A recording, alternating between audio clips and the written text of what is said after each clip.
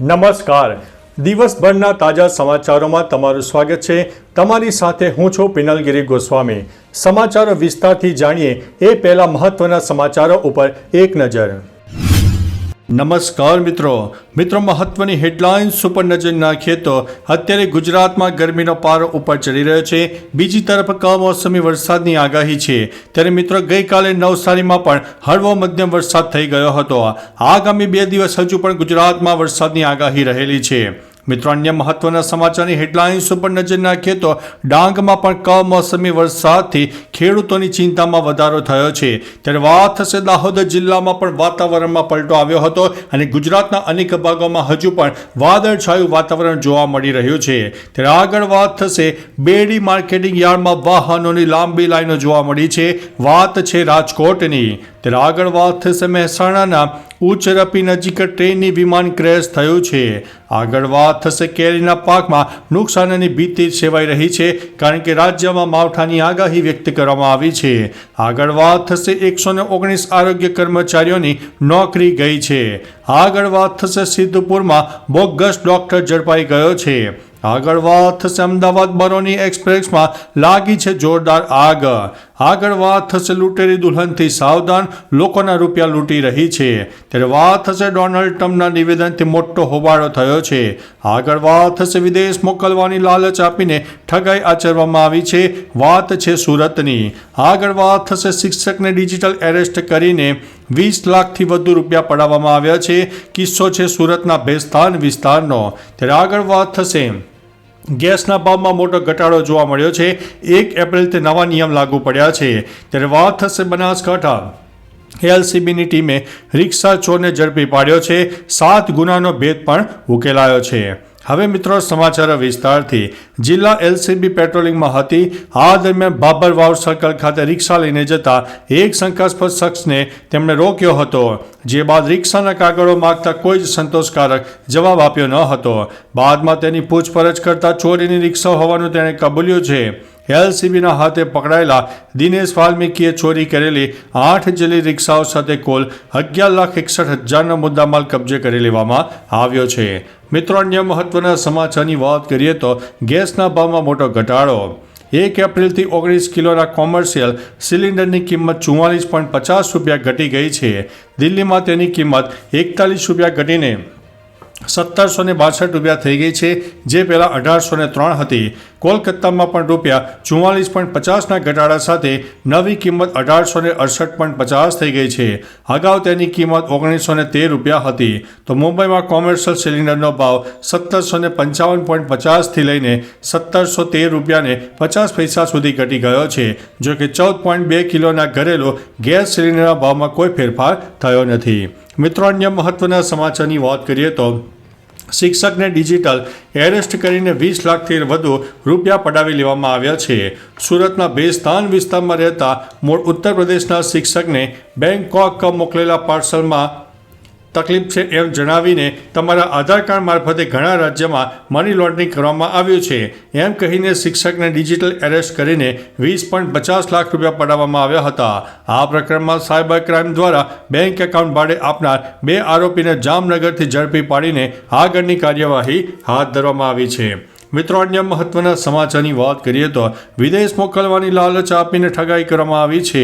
સુરતમાં વિદેશ મોકલવાની લાલચ આપીને 42.61 લાખ રૂપિયાની ઠગાઈ કરતી કન્સલ્ટન્સી ઝડપાઈ ગઈ છે. પાર્લે પોઈન્ટ વિસ્તારમાં આવેલી યુવીએન કન્સલ્ટન્સી દ્વારા વિદેશ મોકલવાની લાલચ આપીને ઠગાઈ કરતી હતી.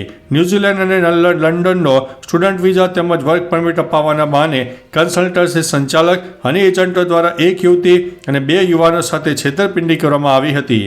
આ મામલે સુરત ક્રાઇમ બ્રાન્ચમાં 4 આરોપીઓ સામે ફરિયાદ નોંધાઈ છે. મિત્રો અન્ય મહત્વના સમાચારની વાત કરીએ તો ડોનાલ્ડ ટ્રમ્પના નિવેદનથી મોટો હોબાળો. અમેરિકાના રાષ્ટ્રપતિ ડોનાલ્ડ ટ્રમ્પે જાહેરાત કરી છે કે તેઓ સમગ્ર વિશ્વ પર ટેરિફ લાદશે. એરફોર્સ 1માં પત્રકારો સાથે વાત કરતી વખતે તેમણે આ જાહેરાત કરી છે. તેમણે કહ્યું છે કે આગામી દિવસોમાં અમે બધા દેશો પર ટેરિફ લાદીશું. અમેરિકા એવા દેશો પર ટેરિફ લાદવાની વાત કરતું હતું જે અમેરિકન માલ અને સેવાઓ પર આયાત ડ્યુટી લાદે છે, અથવા જે દેશો સાથે અમેરિકાનો વેપાર અસંતુલિત છે તેમના પર ટેરિફ લાદવાની વાત કરતું હતું. મિત્રો, અન્ય મહત્વના સમાચારની વાત કરીએ તો લૂંટેરી દુલ્હનથી સાવધાન. વરરાજા બનવા થનગનતા યુવકો માટે ચેતવણી સમાન કિસ્સો સામે આવ્યો છે. મહેસાણામાં એક મહિલા યુવકને લગ્નની લાલચ આપીને રૂપિયા લઈને ફરાર થઈ ગઈ હોવાનું સામે આવ્યું છે. ત્યારે હાલ આ યુવતી વિરુદ્ધ ગુનો નોંધીને તેની તપાસ શરૂ કરવામાં આવી છે. હાલ મહેસાણા એ ડિવિઝન પોલીસે યુવતી વિરુદ્ધ ગુનો નોંધીને વધુ તપાસ શરૂ કરી છે. લગ્નની લાલચમાં ફોસલાવીને ધારાએ આ યુવક પાસેથી પૈસાની માગણી કરી હતી. મિત્રો, અન્ય મહત્વના સમાચારની વાત કરીએ તો અમદાવાદ બરૌની એક્સપ્રેસમાં આગ લાગવાની ઘટના બની. મધ્યપ્રદેશના ઇટારસી જંકશન પર અમદાવાદ બરૌની એક્સપ્રેસ ટ્રેનમાં આગ લાગી હતી. ટ્રેનના છેલ્લા કોચમાં આગ લાગવાની ઘટના બની, જેમાં કોઈ વ્યક્તિ સવાર ન હતું. રેલવે કર્મચારીઓ જણાવ્યું હતું કે આ ઘટનામાં કોઈને ઈજા થઈ નથી.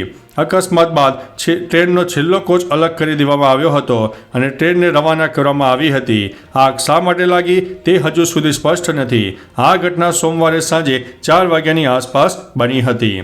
મિત્રો, અન્ય મહત્વના સમાચારની વાત કરીએ તો સિદ્ધપુરમાં બોગસ ડોક્ટર ઝડપાયો છે. સિદ્ધપુર તાલુકાના સંડેસરી ગામેથી વધુ એક બોગસ ડોક્ટર ઝડપાયો છે. પાટણ એસઓજી પોલીસે મેડિકલ ડિગ્રી વગર દર્દીઓની સારવાર કરતા બોગસ ડોક્ટર સામે ગુનો નોંધ્યો છે. એસઓજી પોલીસને મળેલી બાતમીના આધારે કાર્યવાહી કરવામાં આવી છે. આરોપી પાસે કોઈ મેડિકલ ડિગ્રી કે લાયસન્સ ન હોવા છતાં તે દર્દીઓને તપાસતો હતો, દવાઓ અને ઇન્જેક્શન આપતો. પોલીસે 5,996 રૂપિયાનો મુદ્દામાલ પણ જપ્ત કર્યો છે. મિત્રો, અન્ય મહત્વના સમાચારની વાત કરીએ તો 119 આરોગ્ય કર્મચારીઓની નોકરી ગઈ છે. નર્મદા જિલ્લામાં આરોગ્ય કર્મચારીઓની હડતાલને કારણે 15 દિવસ થયા છે. જિલ્લા આરોગ્ય અધિકારીએ હડતાલમાં જોડાયેલા 119 કર્મચારીઓને નોકરીમાંથી કાઢી મૂક્યા છે. આ પગલાંથી આંદોલન વધુ ઉગ્ર બન્યું છે. કર્મચારીઓએ સાંસદ મનસુખ વસાવા અને ધારાસભ્ય દર્શનાબેન દેશમુખને આવેદનપત્ર આપ્યું છે. સાંસદ મનસુખ વસાવાએ કહ્યું કે ભૂપેન્દ્રભાઈની સરકાર સંવેદનશીલ છે. તેમણે કર્મચારીઓના કોરોના કાળ દરમિયાનના યોગદાનની નોંધ લીધી છે. મિત્રો, અન્ય મહત્વના સમાચારની વાત કરીએ તો કેરીના પાકમાં નુકસાનની ભીતિ. રાજ્યમાં માવઠાની આગાહી કરવામાં આવી છે. નવસારીમાં માવઠાની આગાહી વચ્ચે આંબા પરની મંજરી કાળી પડવાની શક્યતા સેવાઈ રહી છે. ગાંડદેવી અને ચીખલી સહિતના વિસ્તારમાં વાદળછાયું વાતાવરણ જોવા મળ્યું. હવામાનમાં આવેલા અચાનક બદલાવને કારણે ખેડૂતોની આશાઓ પર પાણી ફેરવી રહ્યું છે. માવઠાના કારણે આ વર્ષે કેરીનું ઉત્પાદન ઘટી શકે છે. આ વર્ષની શરૂઆતમાં કલમ પર સારા પ્રમાણમાં મંજરીઓ પણ આવી ગઈ હતી. મિત્રો, અન્ય મહત્વના સમાચારની વાત કરીએ તો મહેસાણાના ઉચ્ચરપી નજીક ટ્રેનની વિમાન ક્રેશ થયું છે. મહેસાણા એરોડ્રોમ સ્થિત પાયલટ ટ્રેનિંગ સેન્ટરથી ઉડાન ભરેલું ટ્રેનની વિમાન ઉચ્ચરપી ગામના ખેતરમાં ક્રેશ થયું. બ્લુ રે નામની પ્રાઇવેટ એવિએશન કંપનીનું ટ્રેનિંગ વિમાન સવાર ટ્રેનની મહિલા પાયલટ ઇજાગ્રસ્ત થઈ છે. ઘટનાની જાણ થતાં સ્થાનિક તંત્ર અને પોલીસ તાત્કાલિક ઘટના સ્થળે પહોંચી ગયા હતા. ઘાયલ મહિલા પાયલટને તાત્કાલિક સારવાર માટે નજીકની હોસ્પિટલમાં ખસેડવામાં આવ્યા છે. મિત્રો, અન્ય મહત્વના સમાચારની વાત કરીએ તો બેડી માર્કેટિંગ યાર્ડમાં વાહનોની લાઈનો. રાજકોટમાં બેડી માર્કેટિંગ યાર્ડમાં વાહનોની લાંબી લાઈનો લાગી ગઈ છે.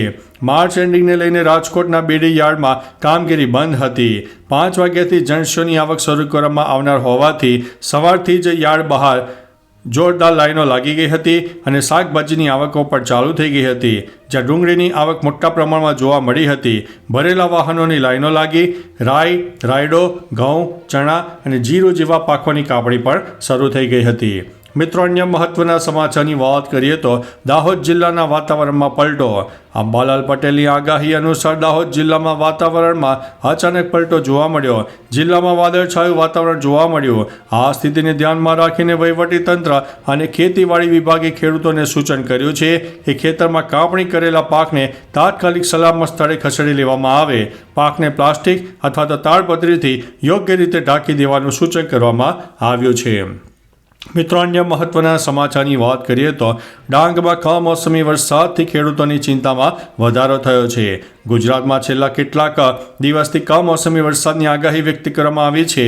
તે વચ્ચે સોમવારે ડાંગ જિલ્લામાં વરસાદી છાંટા પડ્યા, જ્યારે મંગળવારે સુરત સહિત દક્ષિણ ગુજરાતમાં આગાહી કરવામાં આવી છે. આહવા તાલુકાના બોરખલ તેમજ વઘઈ તાલુકાના ખીરમાણી ગ્રામ્ય વિસ્તારોમાં કમોસમી વરસાદના છાંટા પડતા ખેડૂતો અત્યારે ચિંતામાં મુકાયા છે.